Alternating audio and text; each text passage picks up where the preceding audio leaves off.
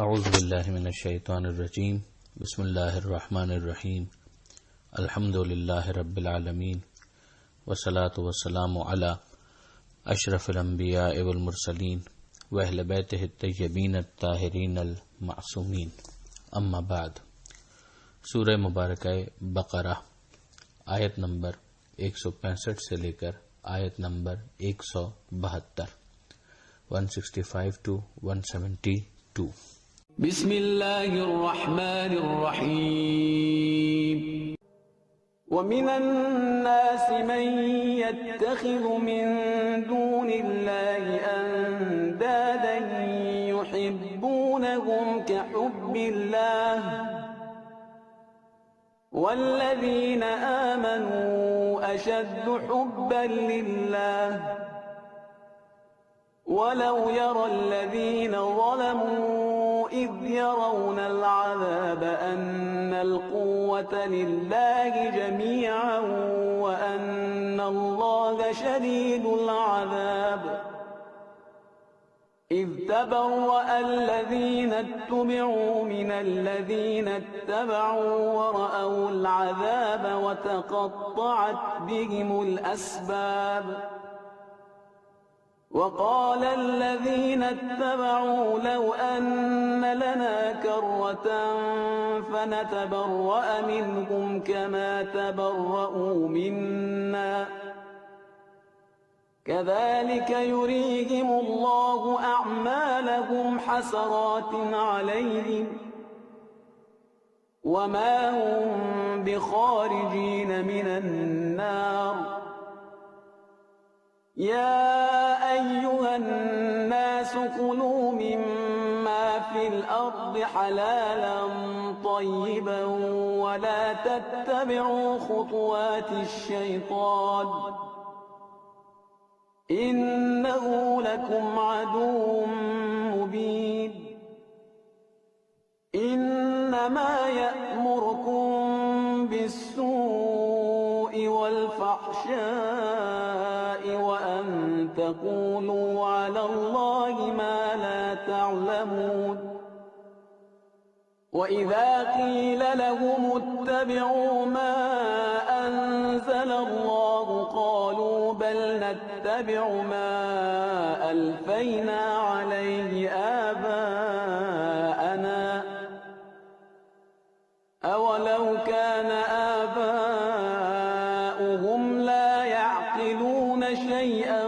ولا يهتدون ومثل الذين كفروا كمثل الذي ينعق بما لا يسمع إلا دعاء ونداء صم بكم عمي فهم لا يعقلون يا أيها الذين آمنوا كلوا من طيبات ما رزقناكم واشكروا لله إن كنتم إياه تعبدون۔ ابتدائی آیت میں پروردگار عالم نے ایک قلبی تعلق کا ذکر کیا ہے کہ جو ان لوگوں کے درمیان ہے کہ جو اللہ کے ساتھ شریک قرار دیتے ہیں مختلف بتوں کو یا کسی اور انسان کو، اور پھر اس کے بعد وہ محبت بھی کرتے ہیں ان سے، اور محبت ویسی کرتے ہیں کہ جیسی اللہ سے محبت ہونی چاہیے، مگر اس کے بعد پروردگار عالم جو واقعاً صاحبان ایمان ہیں ان کی محبت کا تذکرہ کرتے ہوئے فرماتا ہے کہ ان کی محبت شدید تر ہے، اس لیے کہ وہ واقعیت کے ساتھ ہے اور حقیقت میں انہیں اللہ سے محبت ہے، اور پھر اللہ کی طرف سے بھی ظاہر ہے کہ وہ معاملہ ریسپونڈ ہوتا ہے، ریسپروکیٹ ہوتا ہے، جس کے نتیجے میں وہ چیز گرو کرتی ہے۔ جبکہ دوسری طرف جو خدا کے شریک قرار دے دیے گئے ہیں فالٹی انداز میں، ان کے ساتھ کوئی حقیقی محبت نہ ہو سکتی ہے اور نہ ہی ان کی طرف سے ان شرکا کی طرف سے خود ساختہ کسی قسم کا کوئی رسپانس انہیں مل سکتا ہے۔ تو پھر پروردگار عالم فرماتا ہے کہ کاش یہ لوگ دیکھتے جنہوں نے ظلم کیا ہے، جب وہ عذاب کو دیکھیں گے تو انہیں اندازہ ہوگا کہ قوت ساری کی ساری اللہ کے لیے ہے اور اللہ شدید العذاب ہے، یعنی اس کا عذاب بہت شدید ہے۔ جب آخرت قیامت کا میدان موت کے وقت تب تو پردے آنکھوں کے سامنے سے ہٹ جائیں گے، تو اس موقع پر ایمان لانے کا کوئی فائدہ بھی نہیں ہوگا، اور کسی شریک سے بیزاری کا یا تبرے کا یا ڈس اون کرنے کا کوئی فائدہ بھی نہیں ہوگا۔ فائدہ تو تب ہے کہ جب انسان اس دنیا کے اندر ہی ان افراد سے، ان چیزوں سے کہ جن کو وہ خدا کے ساتھ شریک قرار دیتا ہے یا خدا کے رسول کے مقابلے میں کسی کو باطل یا جھوٹا رسول سمجھتا ہے، اور اسی طرح سے اگر حق امام کے سامنے کسی غلط امام کو اپنا امام بنا لیتا ہے، حق تو یہ ہے کہ اس دنیا کے اندر ہی وہ ان کے باطل ہونے کو بھی سمجھے اور ان سے اعلان لا تعلقی کرے۔ پھر اس کے بعد جو پروردگار عالم نے ارشاد فرمایا کہ جب وہ تبرہ کر رہے ہوں گے، کون تبرہ کر رہے ہوں گے؟ کہ جن کی وہ پیشوا کہ جن کی اتباع کی جا رہی تھی ان لوگوں کی طرف سے جو ان کے پیروکار بنے ہوئے تھے، تو وہ اس وقت جب عذاب کو دیکھیں گے تو سارے رشتے ان کے منقطع ہو چکے ہوں گے۔ اب کیفیت یہ ہے کہ وہ جو پیشوا یا جو لیڈر جن کو بنا لیا گیا تھا وہ بھی ڈس اون کر رہے ہوں گے، وہ کہہ رہے ہوں گے یہ خامخواہ ہمارے پیچھے آ گئے، اور وہ جو اتباع کرنے والے تھے، فالوورز تھے، وہ کہیں گے کہ اگر ہمیں موقع مل جائے کہ ہم واپس پلٹ جائیں تو ہم ان لوگوں سے اسی طرح سے بیزاری کا اعلان کریں گے جس طرح سے اس وقت یہ ہم سے بیزاری کا اعلان کر رہے ہیں۔ ایک تو ان کو فالو کر کے ہم یہاں تک آ کر پھنسے، اور اب یہ ہمیں ڈس اون بھی کر رہے ہیں، تو وہ ایک دوسرے پر تبرہ بھیج رہے ہوں گے۔ اس اعتبار سے اگر آپ دیکھیں تو یہ آیتیں تبرہ کے اوپر بہت اہم آیت ہے، بہت ہی اہم آیت ہے، اور ان آیتوں کی روشنی میں تبرہ کو کم سے کم ایک اصول کے طور پر مسلمانوں کے درمیان مسلم ہو ہی جانا چاہیے۔ شخصیتوں کی بحث اپنے مقام پر ہو سکتی ہے، اور واقعاً جب کھلے دل سے انسان اس پر نظر کرے تو کوئی وجہ نہیں کہ حق مشتبہ رہ جائے اور وہ صراط مستقیم سے تعارف حاصل نہ کر سکے، مگر اتنا تو طے ہے کہ کم سے کم ان آیتوں کی روشنی میں تبرہ ہی سے تبرہ کر دینا قابل قبول نہیں ہو سکتا اور قرآن مجید کی تعلیمات کے خلاف ہوگا۔ بے شک تبرہ کے اندر بھی شائستگی ہونی چاہیے، گالم گلوچ نہ ہو، فحش نہ ہو، لیکن تبرہ تو کم سے کم ہو کہ جس کے اندر ایک انسان ان جھوٹوں کو ڈس اون کر دے اور ان سے اپنے اعلان لا تعلقی کا اظہار کر دے۔ پروردگار عالم ان لوگوں کے بارے میں فرماتا ہے کہ جنہوں نے دنیا میں تبرہ نہیں کیا اور آخر میں پھر وہ اس بات پر افسوس کر رہے ہوں گے کہ ان کے لیے خدا فرماتا ہے کہ اللہ ان کے اعمال ان کو اسی طرح سے حسرت کی صورت میں ان کے سامنے پیش کرے گا، یعنی وہ اپنے اعمال کو دیکھ رہے ہوں گے اور غم و غصہ ان کا بڑھتا چلا جائے گا، مگر بہرحال وہ آگ سے باہر آ تو نہیں سکیں گے۔ پھر اس کے بعد پروردگار عالم ایک نصیحت بھی کرتا ہے، ایک حکم بھی دیتا ہے کہ اے انسانوں، اب آپ غور کیجئے، یہاں پر تمام انسانوں کی بات ہو رہی ہے، کھاؤ اس میں سے جو زمین میں ہے حلال اور طیب، یعنی جس کو تمہارے لیے لافل جائز ڈکلیئر کیا گیا ہے اور جو پاکیزہ ہے، اور خبردار شیطان کے راستے کی اتباع مت کرنا، وہ تمہارا کھلا ہوا دشمن ہے۔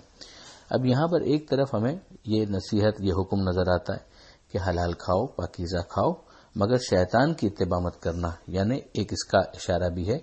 کہ ایک طرف ہمیں وہ افراد نظر آتے ہیں جو لاپرواہ ہیں حلال اور حرام کے معاملے میں، حرام بھی کھا رہے ہیں، کسی نہ کسی طرح سے اپنا پیٹ بھر رہے ہیں، ان کو متوجہ کیا گیا کہ یہ تمہاری انسانیت کے خلاف ہے۔ یہ تو جانوروں کا انداز ہوتا ہے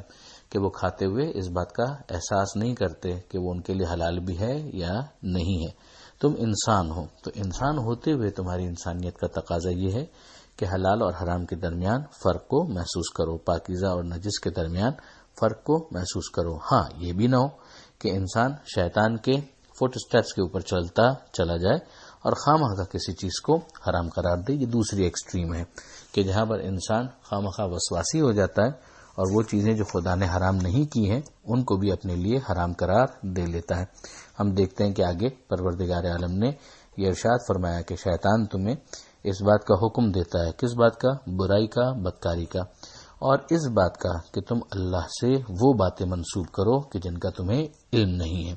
تو یہ خواہ کی احتیاط بھی پروردگار عالم نے نہیں مانگی کہ جس کے نتیجے میں ایک انسان کے لیے تنگی پیدا ہو اور وہ اپنی زندگی کو اجیرن بنا دے۔ ایک طرف اسے لاپرواہ بھی نہیں ہونا چاہیے کہ جن چیزوں کو حرام قرار دیا ہے ان کو وہ استعمال کرنے لگے، اور ایسا بھی نہ ہو کہ خواہ وہ اللہ پر بہتان باندھے، غلط بات منسوب کرے اور وہ چیزیں جن کو خدا نے حرام نہیں قرار دیا ہے خواہ حرام قرار دے لے۔ اس سے بھی ایک نتیجہ یہ حاصل ہوتا ہے کہ جو اصول فقہ کے اندر بہت زیادہ بحث اس کے اوپر ہوتی ہے کہ پروردگار عالم نے اصل یعنی اصول کے طور پر پرائمریلی ہر چیز کو حلال قرار دیا ہے، مگر یہ کہ جس کی حرمت کو اور حرام ہونے کو پروردگار بیان کر دے، یا براہ راست قرآن میں کچھ مل جائے حرمت کے حوالے سے، یا پیغمبر اکرم صلی اللہ علیہ وآلہ وسلم کی حدیث میں مل جائے صحیح حدیث کے اندر، اور پیغمبر اکرم کی صحیح حدیث کے ملنے کا روٹ ہی آل محمد ہے، جن کا حدیث ثقلین کے اندر صراحت کے ساتھ پیغمبر اکرم نے اظہار فرمایا ہے۔ اگلی آیت میں پروردگار عالم انسانوں کو پھر عقل استعمال کرنے کی طرف متوجہ کرتا ہے کہ جب ان سے کہا جاتا ہے کہ اتباع کرو اس کی کہ جو اللہ نے نازل کیا ہے، تو یہ کہتے ہیں ہم اس کی اتباع کریں گے جس پر ہم نے اپنے باپ دادا کو پایا، اگرچہ ان کے باپ دادا نہ عقل استعمال کرتے ہوں نہ ہی وہ ہدایت یافتہ ہوں۔ یعنی اگر واقعاً کوئی ایسی چیز، کوئی ایسی روش ان کے باپ دادا کی طرف سے ہوتی کہ جو بہت معقول ہوتی، کوئی اچھا کام ان کی طرف سے ہوتا، مثلا ان کا طریقہ کار ہوتا کہ ہر ہفتے وہ غریبوں کو کھانا کھلایا کریں گے اور اس کو وہ فالو کریں، تو اس کے اندر ایک معقولیت ہے۔ لیکن ایسی کوئی چیز کہ جس کے اندر نہ کوئی معقولیت ہے، نہ خدا کی طرف سے کوئی ہدایت تھی کہ جس کو وہ فالو کر رہے تھے، اور اپنی طرف سے مثلا وہ شرک کیے جا رہے ہیں، تو اب ان کی اولاد بھی کہہ رہی ہے کہ چونکہ ہمارے باپ دادا شرک کرتے تھے لہٰذا ہم بھی شرک کریں گے، تو نہ اس کے اندر کوئی معقولیت ہے اور نہ ہی اس کے اندر کوئی ہدایت ہے کہ جس پر وہ عمل کر رہے ہیں، تو ایسا انداز نامناسب ہوگا۔ اور آپ اس کے اوپر غور کیجئے کہ اس کے ذریعے سے اس بات پر پروردگار عالم نے ابھارا ہے کہ انسان سیلف اسسمنٹ کی طرف جائے، خود احتسابی کی طرف جائے، اپنے عقائد کو عقل و نقل کی روشنی میں پرکھے اور دیکھے کہ وہ کتنا درست ہے اور کتنا غلط ہے۔ اگر غلط ہے تو اس کو کریکشن کے لیے ریڈی ہونا چاہیے، اور اس میں کسی قسم کی شرم کی کوئی ضرورت نہیں ہے، کسی مروت کی بھی کوئی ضرورت نہیں ہے۔ آگے پروردگار عالم نے یہ ارشاد فرمایا کہ وہ لوگ جو کفر اختیار کیے ہوئے ہیں ان کا پکارنا، ان کی مثال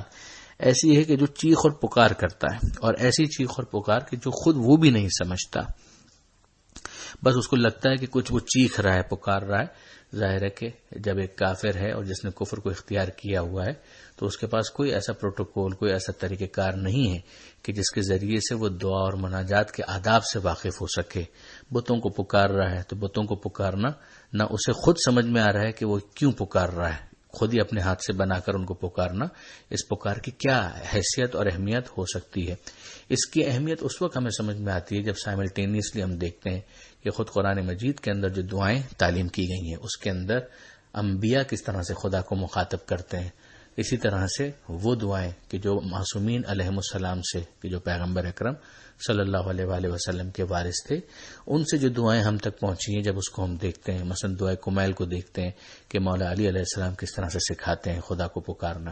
اسی طرح سے دعائے عرفہ کے اندر امام حسین علیہ السلام کیسے سکھاتے ہیں، صحیفہ کاملہ کے اندر حضرت سید سجاد علیہ السلام کس طرح سے خدا سے مناجات کرنا سکھاتے ہیں، وہ طریقہ، اور اس کے مقابلے میں ہم یہ دیکھیں کہ بت سامنے موجود ہو اور انسان اس کو پکار رہا ہو، اور ایسا پکار رہا ہو کہ نہ خود اسے پتا ہو، ظاہر ہے کہ سامنے والا جو بت ہے وہ تو کچھ سن ہی نہیں رہا، ویسا پکارنا ہے کہ جیسے ایک جانور کو پکارنا ہے کہ جانور اگر کچھ سن بھی رہا ہے تو اسے چیخ و پکار محسوس ہو رہی ہے کہ کچھ آوازیں آ رہی ہیں، مگر وہ کہاں اس کو کمپریہینڈ کر پا رہا ہے، اور ان ڈیپتھ اگر جائیں تو خود یہ پکارنے والا بھی شاید اپنی پکار کی طرف متوجہ نہیں ہو پا رہا، بہرے ہیں، گونگے ہیں، اندھے ہیں، اور کچھ عقل سے کام نہیں لیتے۔ آخری اس صفحے کی جو آیت ہے اس کے اندر پروردگار عالم ایک مرتبہ پھر متوجہ کرتا ہے صاحبان ایمان کو کہ اے ایمان لانے والوں،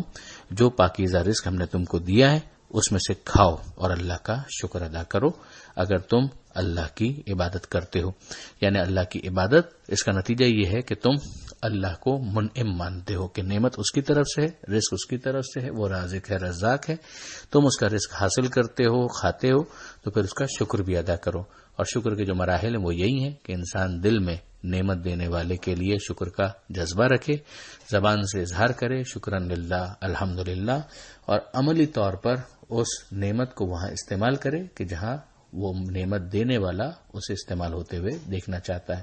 اس نے رزق دیا ہے، رزق کے ذریعے طاقت دی ہے، تو طاقت بھی وہاں استعمال ہو کہ جہاں خدا استعمال ہوتے ہوئے دیکھنا چاہتا ہے۔ کسی غریب کی مدد کے لیے یہ طاقت استعمال ہو، مگر کسی پر ظلم کرنے کے لیے استعمال نہ ہو۔ یہاں پر یہ صفحہ مکمل ہوتا ہے۔